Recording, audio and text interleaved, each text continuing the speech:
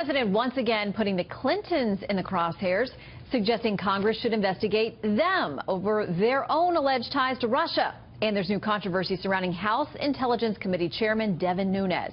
News he visited the White House to meet with a source on his digging into surveillance of Trump and his team during the transition. Well, here's Nunes last night with O'Reilly.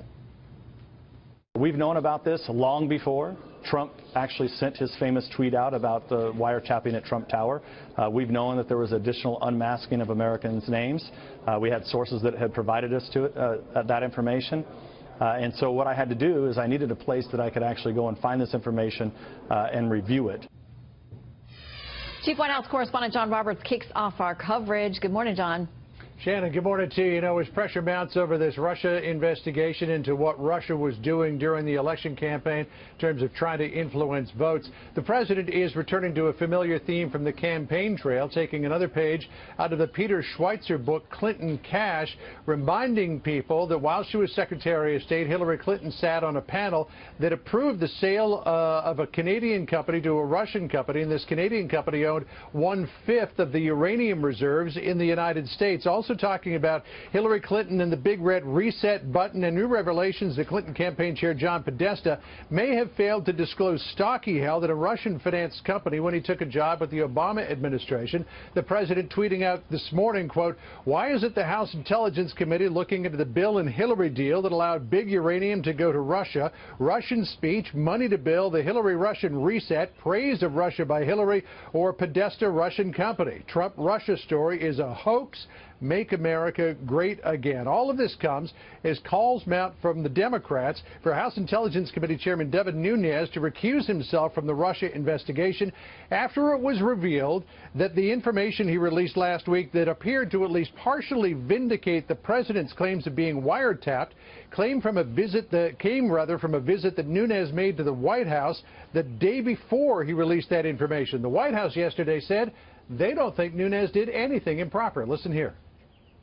We've asked both of these entities, both the House and the Senate Intelligence Committees, to undertake this review. So it is partially at our request that they're looking into this. He has said, from my understanding on the record, that he did not meet with White House staff.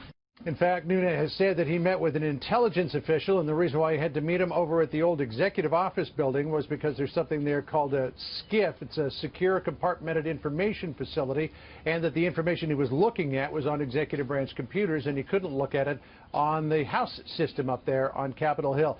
White House officials I talked with this morning insist that there is still something out there that may come in the form of a series of requests to look at certain people and then unmask them. So I don't think that we've heard the last of this yet, Shannon. Oh, certainly far from it. By the way, though, also President Trump today is going to push forward on something else.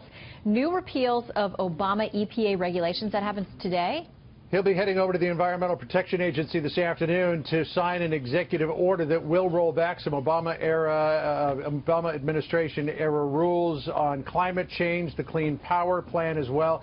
This will allow more existing coal-fired power plants to stay in operation. It would allow more to be built. You know, the president, and they're putting on the coal miner's hat, campaigned very hard on bringing back coal jobs to this country. The EPA Administrator Scott Pruitt said earlier this morning that this executive order will help do that. Listen here. The Clean Power Plan under the previous administration was really not about clean power. It was about picking winners and losers.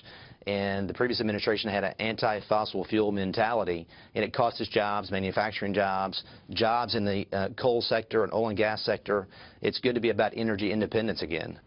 Now, it's unclear how many jobs in the coal industry this executive order may save, Shannon, because a lot of the move away from coal has been because of cheap natural gas as well as increased automation in the existing coal mines. So it's a promise, and it's one that the president made on the campaign trail, but we'll see if it can come to fruition. Yeah, a lot of pushback already on that. All right, John Roberts live at the White House. Thanks, John.